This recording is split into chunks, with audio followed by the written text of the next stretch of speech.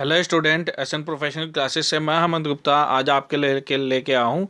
आपका बीकॉम में सब्जेक्ट आया है monetary theory and banking in India. Bharat में मौद्रिक सिद्धांत और बैंकिंग से संबंधित मोस्ट इंपॉर्टेंट क्वेश्चन का संकलन। तो चलिए देखते हैं आपके एग्जामिनेशन के पॉइंट ऑफ व्यू से कौन कौन से इंपॉर्टेंट क्वेश्चन बनते हैं। तो सबसे पहला जो फर्स्ट क्वेश्चन है वो है, किस अर्थशास्त्री ने मुद्रा की भूमिका को तरल संपत्ति से जोड़ा है। क्या कह रहा है कि किस अर्थशास्त्री ने मुद्रा की भूमिका को तरल संपत्तियों से जोड़ा है। ऑप्शन दिए गए हैं, तो इसके अंदर जो सबसे करेक्ट आंसर है वो है इसका ऑप्शन नंबर बी, केन्स ने। चलिए अब नेक्स्ट क्वेश्चन जानते हैं बेटा। नेक्स्ट क्वेश्चन है, भारत में वाणिज्यिक पत्र की शुरुआत हुई थी। In India commercial paper was started. Bharat में वाणिज्यिक पत्र की शुरुआत कब से हुई थी? तो ये सन 1990 से हुई थी। ऑप्शन नंबर बी इसका करेक्ट आंसर है। नेक्स्ट क्वेश्चन है बेटा आपका, मुद्रा एक ऐसी चीज है जो सर्वग्रहिता रखती है, सबके द्वारा एक्सेप्टेबल है, यह बात किस अर्थशास्त्री ने दी थी? तो बेटा इस क्वेश्चन का जो करेक्ट आंसर है वो है सेलिगमैन। ऑप्शन नंबर बी इसका करेक्ट आंसर हो जाएगा।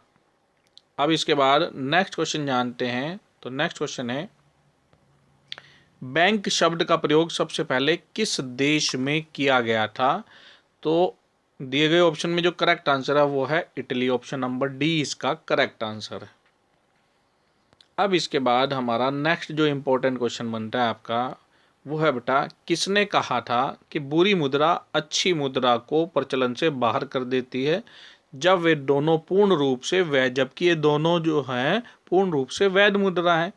तो यह कथन ग्रीष्म का है। बड़ा ही इंपॉर्टेंट नियम है। ऑप्शन नंबर डी इसका करेक्ट आंसर है। चलिए अब नेक्स्ट क्वेश्चन जानते हैं। नेक्स्ट क्वेश्चन है, मुद्रा के विकास का सही क्रम क्या है? जैसे जैसे मुद्रा का विकास हुआ उसका सही क्रम क्या है, ये आपको बताना है।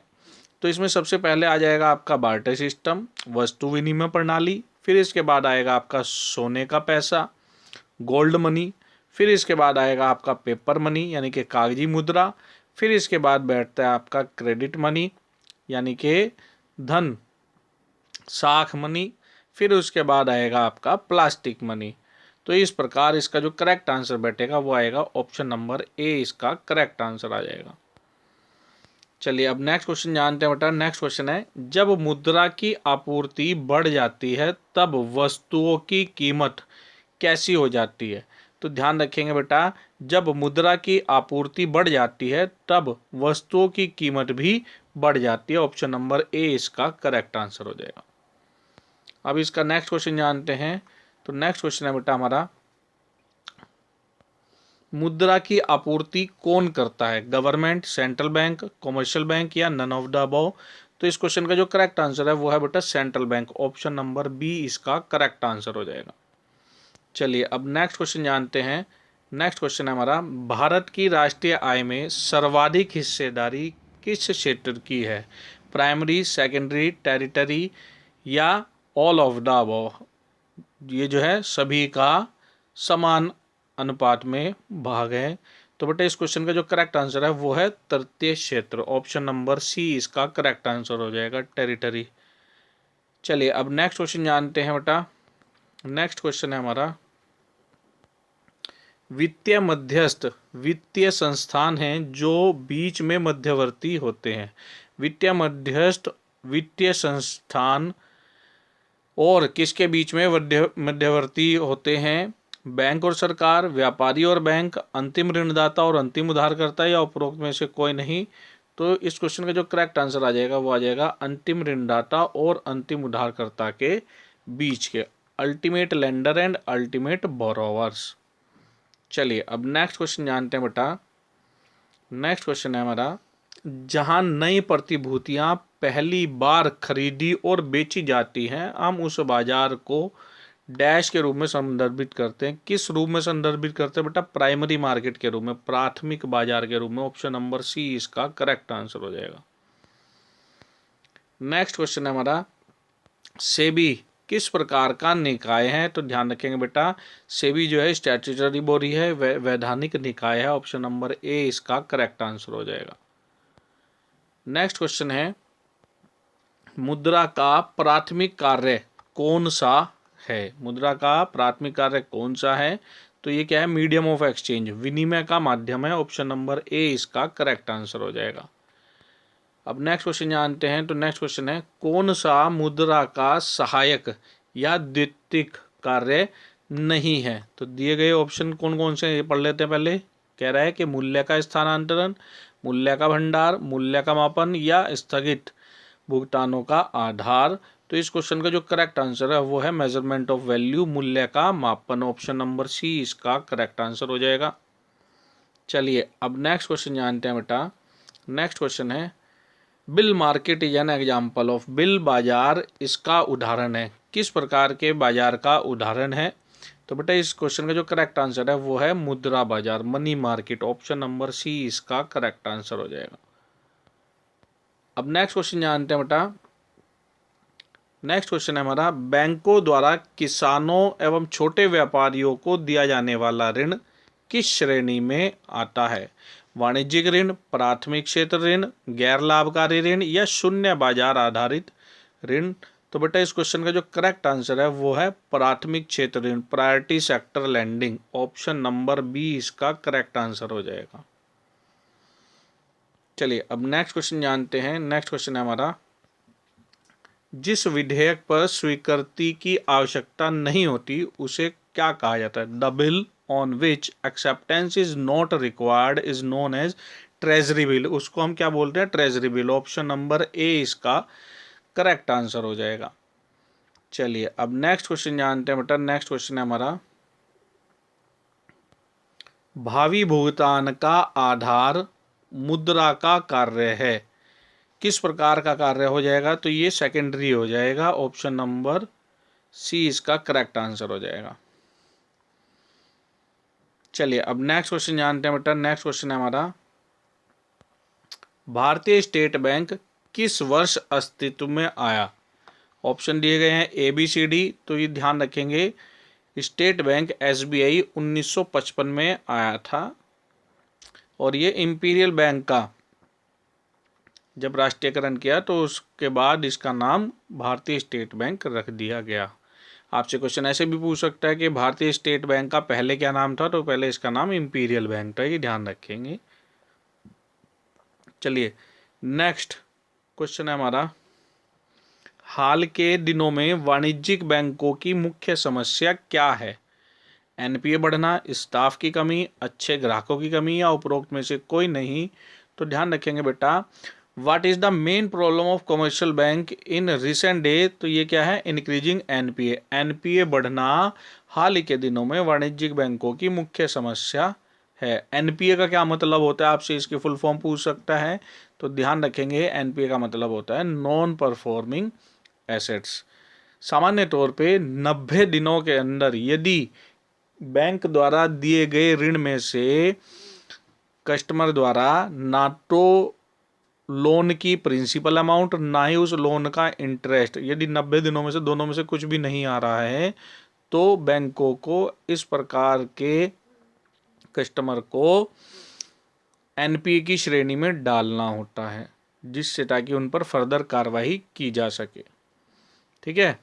चलिए अब नेक्स्ट क्वेश्चन जानते हैं। नेक्स्ट क्वेश्चन है हमारा भारतीय स्टेट बैंक बनाने के लिए किस बैंक का राष्ट्रीयकरण किया गया था?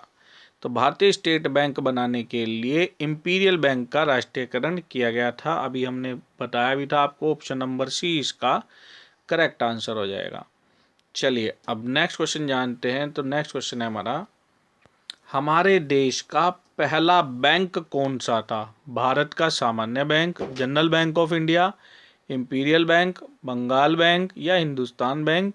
तो बेटा इस क्वेश्चन का जो करेक्ट आंसर है वो है Hindustan bank. Option number D इसका करेक्ट आंसर है। चलिए अब नेक्स्ट क्वेश्चन जानते हैं बेटा। नेक्स्ट क्वेश्चन है which is apex banking institution? शीर्ष बैंकिंग संस्थान कौन सा है? तो इस क्वेश्चन का जो करेक्ट आंसर है वो है reserve bank, RBI, reserve bank. Option number A इसका करेक्ट आंसर हो जाएगा।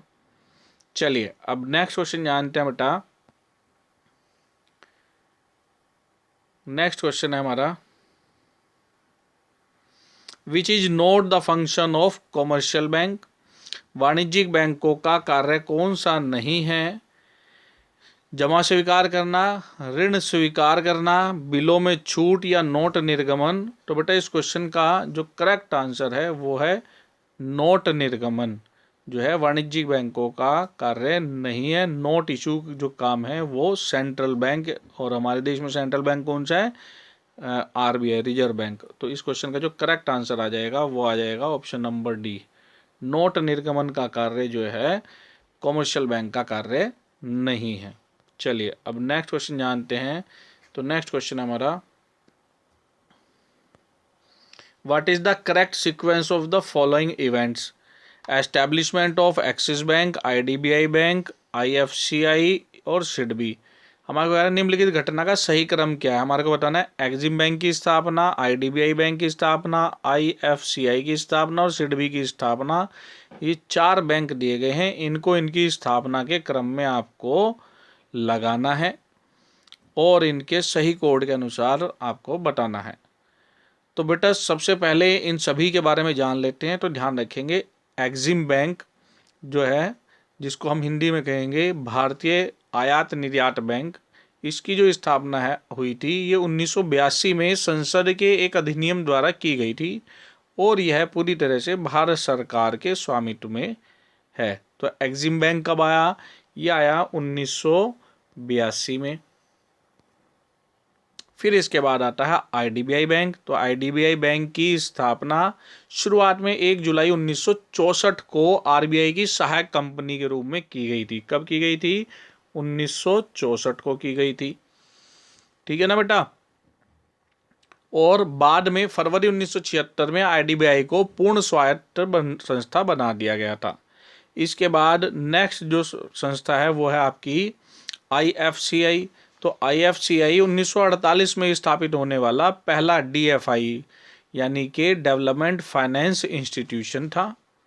कब था ये? 1948 में। और फिर आपको नेक्स्ट और लास्ट पॉइंट इसमें दिया गया है सिडबी। तो सिडबी की स्थापना 1989 में आईडीबीआई की सहायक कंपनी के रूप में की गई थी। कब की गई थी? ये 1989 में। और हमारे को इनके करेक्ट सीक्वेंस में इनको अरेंज करना था। तो सही सीक्वेंस क्या होगा? असेंडिंग ऑर्डर में चढ़ाएंगे तो सबसे पहले क्या आ जाएगा? 1948 पहले 3 आएगा फर्स्ट नंबर पे।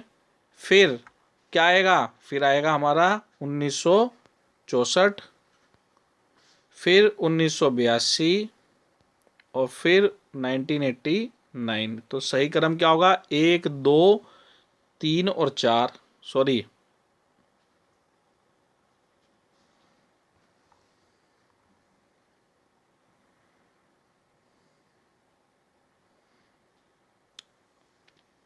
पहले क्या आएगा? 1948 यानी कि थर्ड ऑप्शन है ना। ये आएगा 1 पहले, दूसरे, तीसरे और चौथे नंबर पे। तो इसका जो सही क्रम होगा वो क्या होगा? 3, 2, 1 और 4। ये जो करेक्ट आंसर आ जाएगा ऑप्शन नंबर ए इसका करेक्ट आंसर हो जाएगा। तो ये थे हमारे बेटा आपके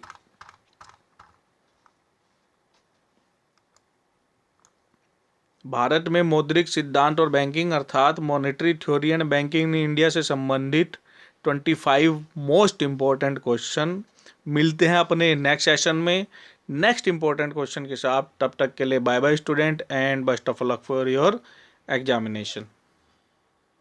और स्टूडेंट्स इस सेशन को अपने अन्य मित्रों के साथ जरूर शेयर करें ताकि वो भी इसका बेनिफिट ले सकें।